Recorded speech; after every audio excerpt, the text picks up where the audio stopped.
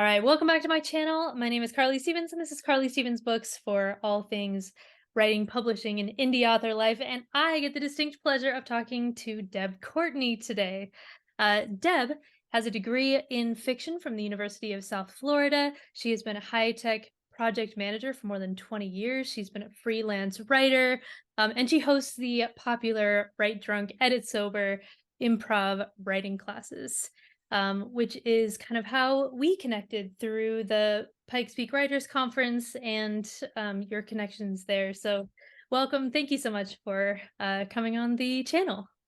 Thank you, Carly. I'm super excited to be here.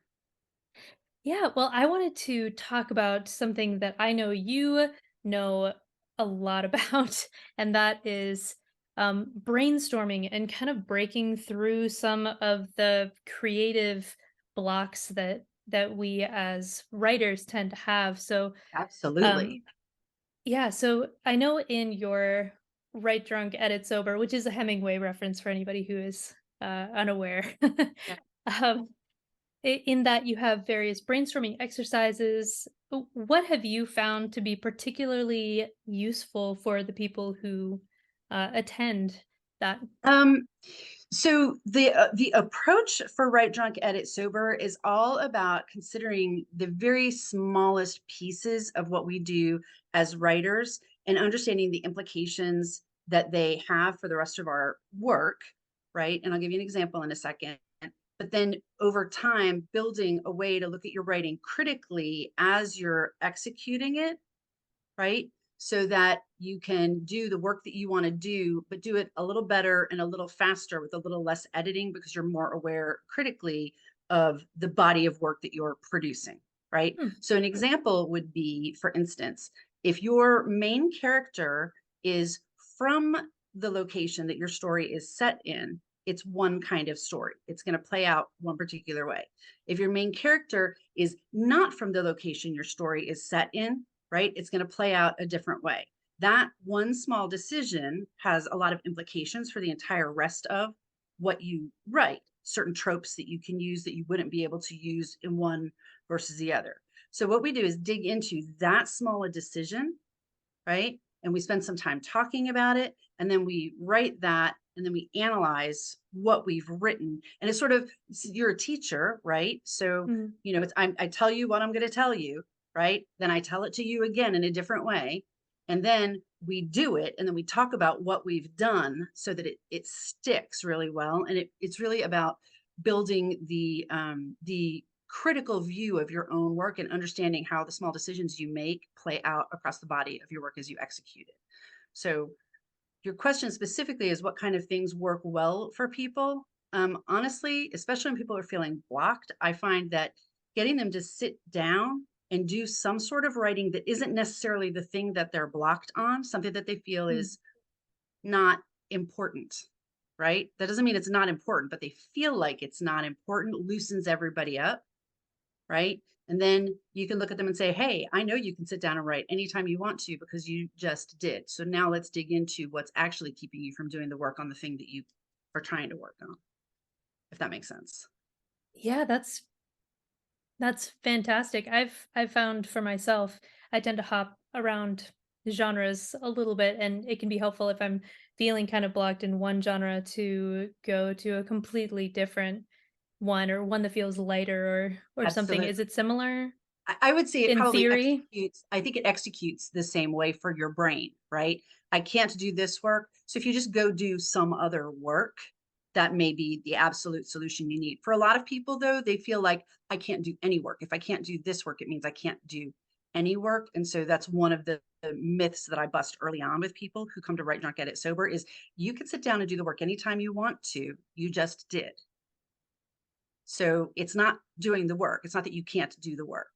So to your point. Okay, so these exercises, you think that they, I mean, they're not continuing the story necessarily that the authors are currently writing, but you think that just the practice of understanding the implication of these decisions and It's treating it kind of like an improv it's is multifold, right? okay. So one is is knowing that you can do the work anytime you need to do the work, right? Breaking that through to people and having them have that understanding, oh my gosh, I really can just sit down and write. I just did it. I just did it 4 times and then I talked about it and read it out loud. And it really is eye-opening for a lot of people to understand that yes, they can just sit down and do the work. So that's sort of one aspect of what I do.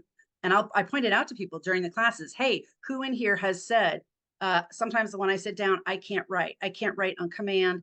I can't, I need the muse. I need the, okay, well, writing, if you want a career, it's a job, right? And you don't go to your job and go, oh, well, I can't teach today. I don't have the muse. It's just not going to happen. We don't approach it that way.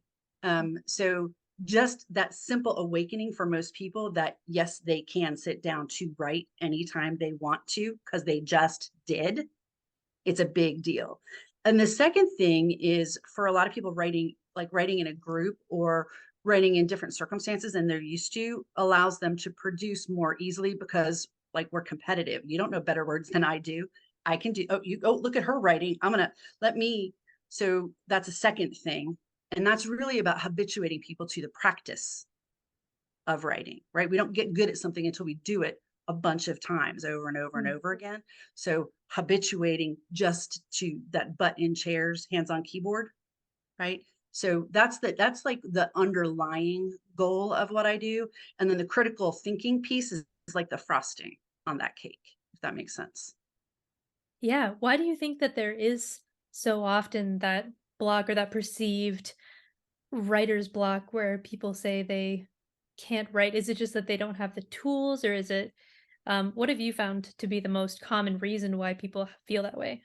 So people will describe it as writer's block, and I will tell you straight up, I don't believe in writer's block. I don't believe that there's any such thing as writer's block.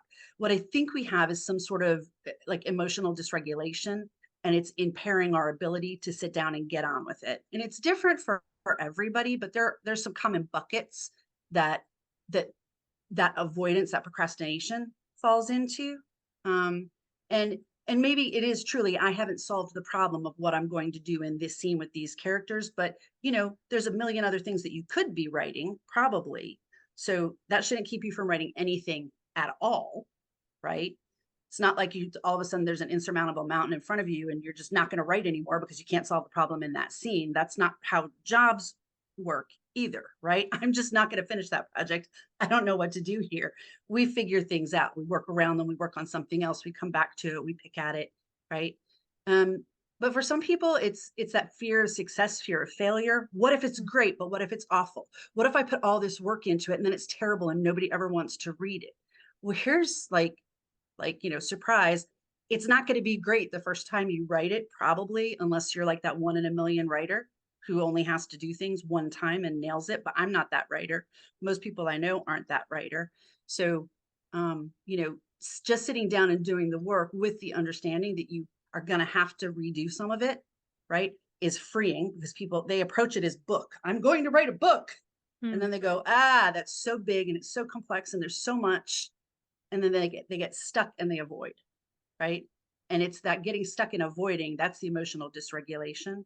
And some people Mm. didn't really learn how to work through that whenever they were going to in their lives otherwise. Some people don't have a problem with it, right? Do you know like those prolific writers who write like, oh, I had another 10,000 word day? Did I know, you? I know, I don't have Uh, those days. no, me Um, neither. but I figured out a couple of ways that I can get a 5,000 word day pretty consistently. Oh, But okay. it's playing games with myself. It's tricking myself into breaking things down into smaller steps. I'm not writing a book, I'm writing a scene. Mhm. And not only am I only writing a scene, I'm only writing the next scene that I have articulated on this list of scenes that I keep. So when I sit down, I already know what I'm going to do. And I've been noodling on it while I'm away from the keyboard. So, fear of success, fear of failure, not understanding how to break things into digestible tasks, um, a trauma response, right? You don't get, eh, or sorry, let's go risk reward, right?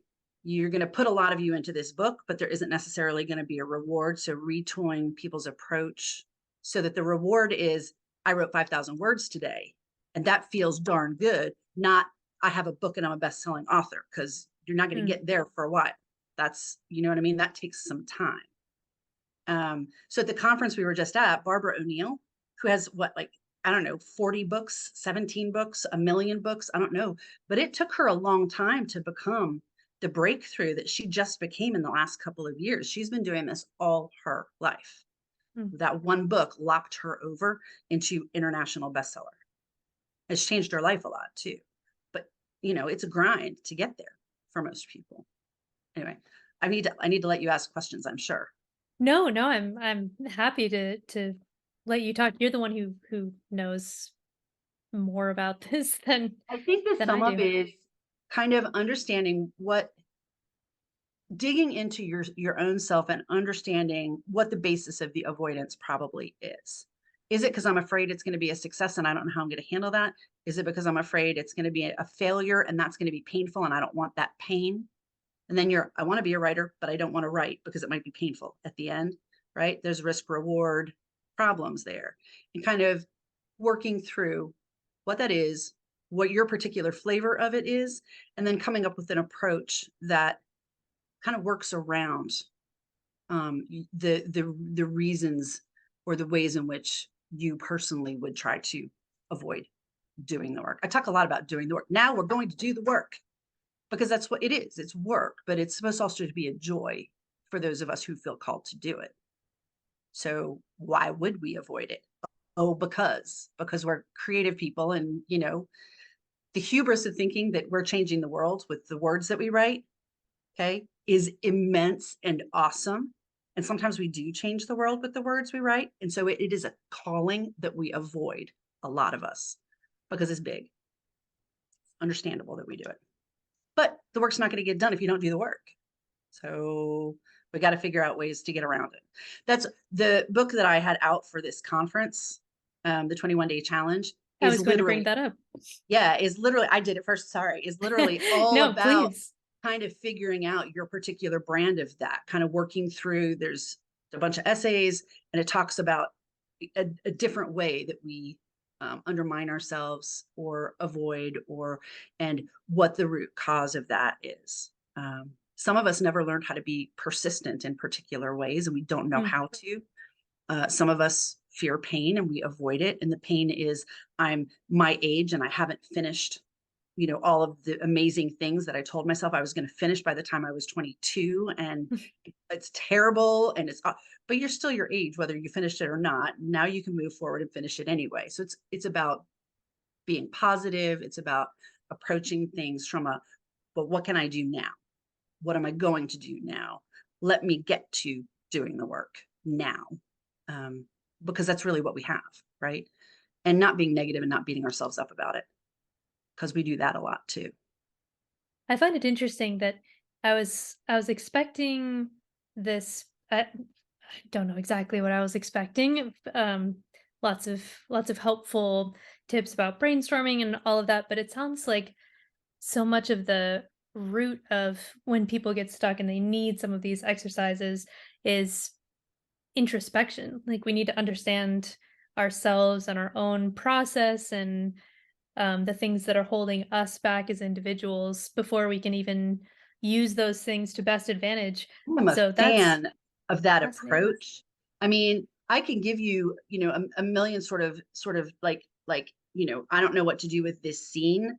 I have a million, because I do creativity coaching also, right? So people will come to me and say, these are the problems that I'm having, right?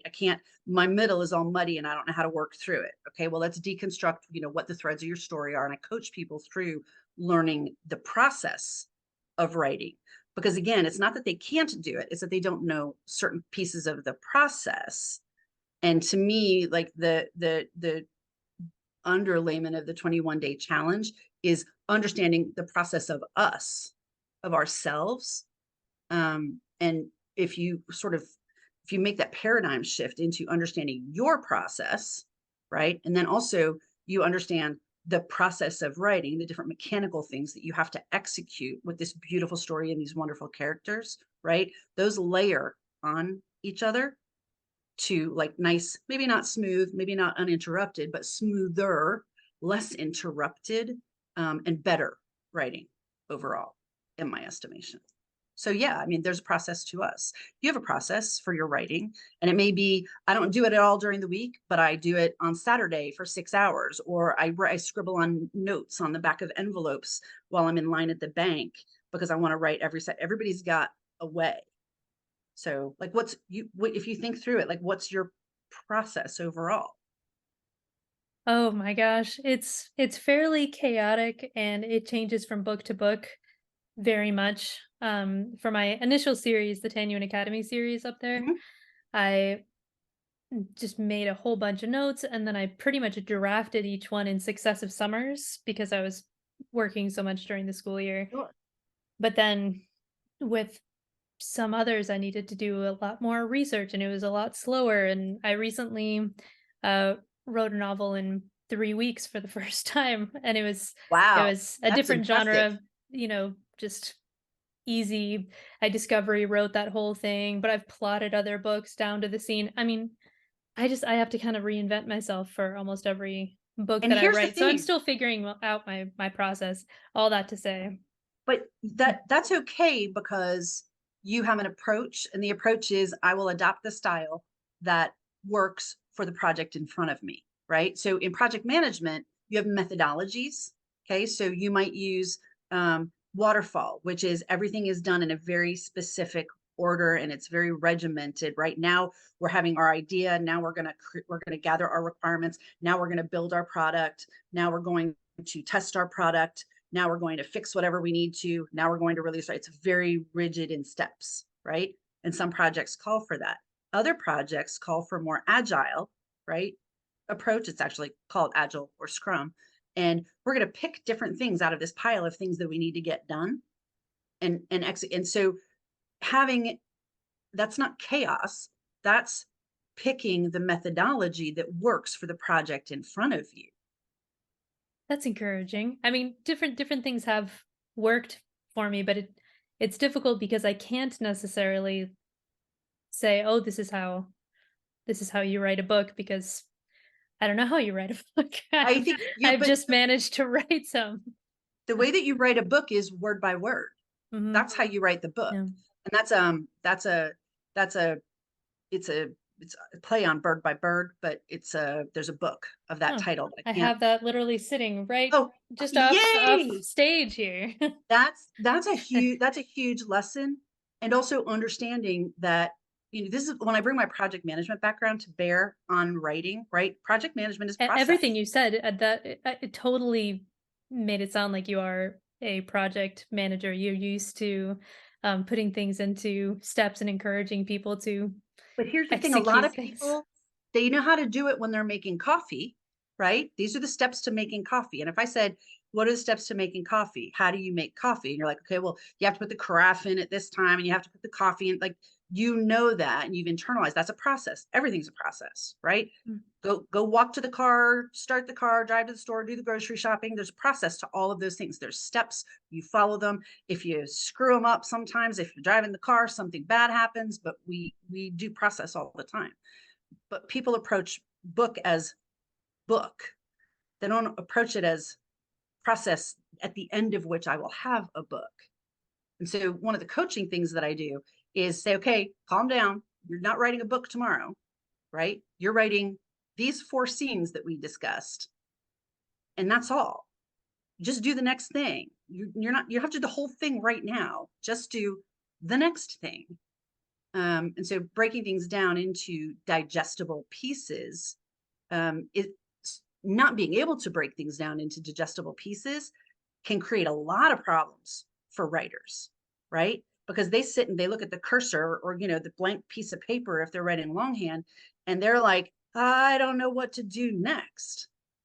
And there are actually some steps that can work you through that without turning into like, oh my God, I'm a freaky outliner that gets down to the most minute of details. But I adopted a process a couple of years ago, which is I call them 3-a-days, but it's basically writing sprints. So 3 times a day for half an hour, I I write. And I open my manuscript, I've got the next 10 scenes that I think I need to write, just a one line for each of those scenes. I've outlined the book, but that's for my brain. I don't sit there and follow the outline. And when I go back to my manuscript, I pick up that next scene that I think I need to write. I'm a pretty linear writer, so that's part of my process. And I write for that 30 minutes. And if I do it right, I come away with sometimes 1,200 words in that 30 minutes, which is Wow, phenomenal. that's really fast. It's phenomenal. Not always, but pretty consistently. And then at the end of that 30 minutes, right, I'm done. I stop at 30 minutes. I don't keep writing. And then I look and I say, okay, did anything in what I just wrote mean that I have to have a bridge scene between what I've written and the next scene on my list? Did I finish this scene, or is it a longer scene and I'm going to have to come back to it when I come and I make a note? This is what I'm going to write the next time I do a sprint later today. And in the intervening time, I let my brain work on what I'm going to write. I'm basically Hmm. doing pre-writing during that intervening time. So when I sit down to do that half an hour, I'm not sitting down to nothing. I'm sitting down with a plan for the next part of the scene or the next scene that I'm going to write. And that's been super, super effective for me. That was actually a game changer for me for productivity, knowing what I'm going to write when I sit down to write it, as opposed to sitting there going, I don't know what to do. What should I have my characters do now? I don't know. Let's have that wasn't working for me. For years, that wasn't working for me. And this does work for me. And I can, again, 1,200 words 3 times a day. And then sometimes I go back in the evening and I'll write more because I didn't feel like I finished, but I limit myself. All I have to do is this 30 minutes and then the next 30 minutes and then the next. So all you have to do is Hmm. the next thing. Write the next word, write the next sentence, write the next paragraph, write the next scene. You're not writing book. Book is very big. So breaking things down into small pieces is super helpful for a lot of people. And for people who that doesn't come innately to, like, that's again part of the coaching. Okay, you're coming at this all wrong. You're coming at this like, today I'm going to sit down, I'm going to write a whole software program. No, you're not. That's not how it works. Today you're going to sit down and write a couple of lines of code, and then you're going to see if they work, and then you're going to do that again, and then you're going to do that again, and then you're going to do that again, and you're going to do that again, and eventually you have book. That's how it works.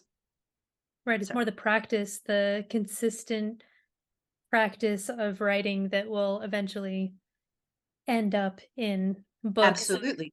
Well, when you sit down, when you work with your students, right, and you have a new topic for them, you're not going to teach it to them and they master it in it. I mean, maybe they do. Maybe there are topics that small, but I would imagine that you have topics that, you spend several weeks on those, maybe layered with some other stuff because you're building on that, right? So that they learn a body of work, not just a single fact. A single fact can be memorized easily, but you have to spend some time with stuff to engage with it for it to be a body. And that's the same thing with, but we don't think about it that way. We just think, I love books, I'm going to write a book. And sometimes that's frustrating because it doesn't work that way. Practice. That's It's the writing thing. just the next piece.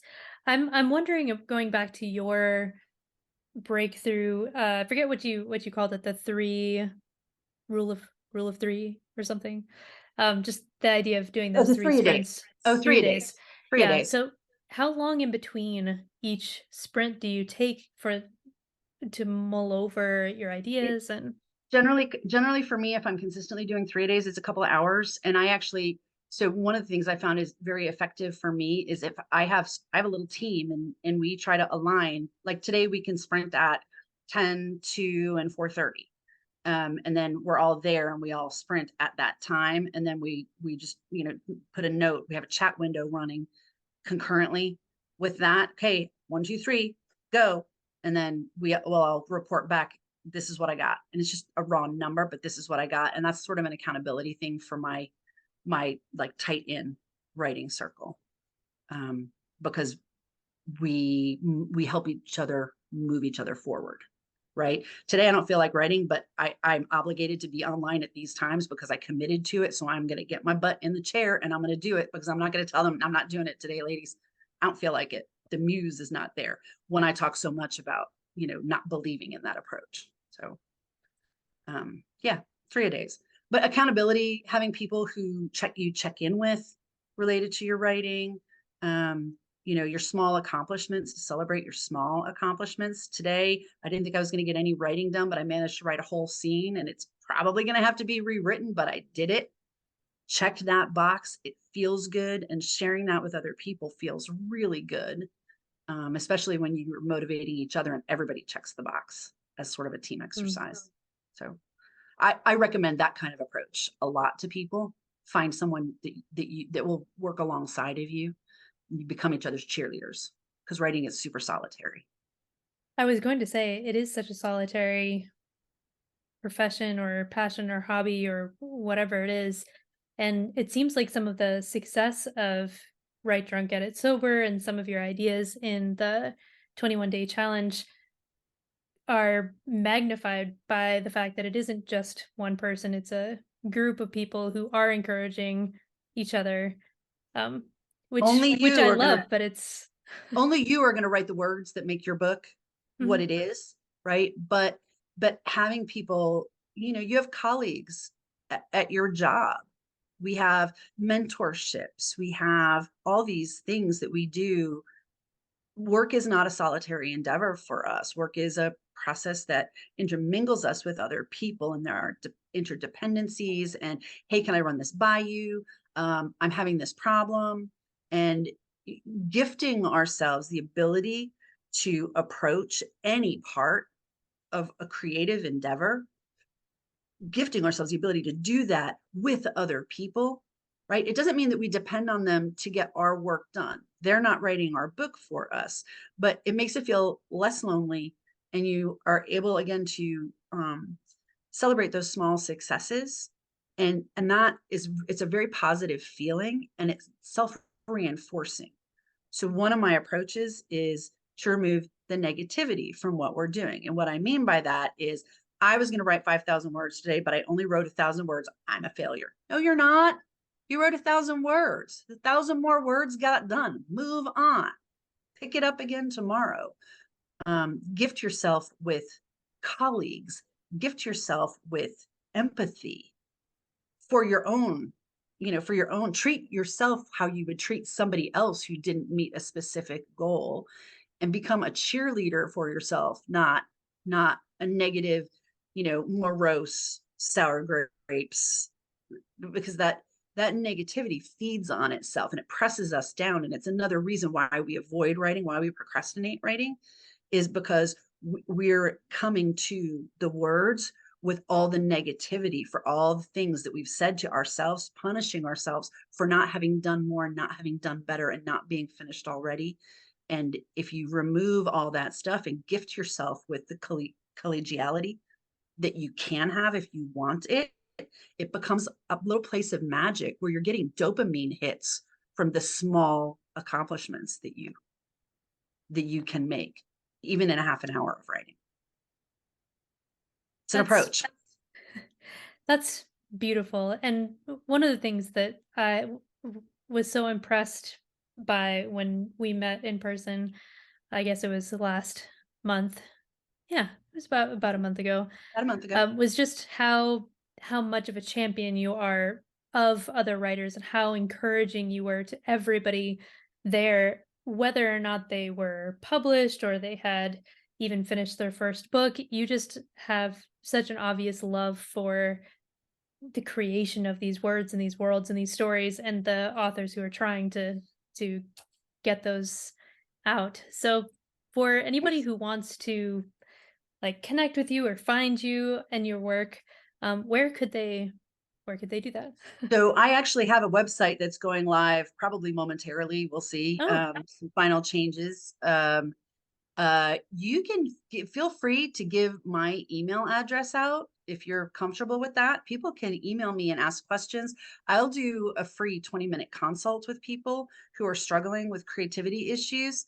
And, that might lead to, they might want to engage me for coaching. So that's a deliberate decision. That's not me giving away my time per se, but, the rising tide lifts all boats.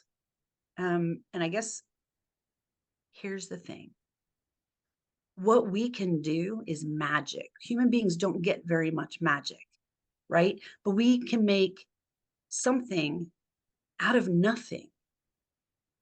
And then other people get to experience it and in a moment be a different person in a different place in a different world. It's magic. And I feel like if we're able to make that magic, we're obliged to. And if we're able to cheerlead other people into making that magic, we absolutely have to. So yeah, if you want to, I don't know how you want to put that in there, but you can give my email address and people can, when the website's up, they can actually go in and book those 20-minute appointments. And I'll talk them through whatever I can, even if it's just a 20-minute cheerleading session, tell them they, yes, you can.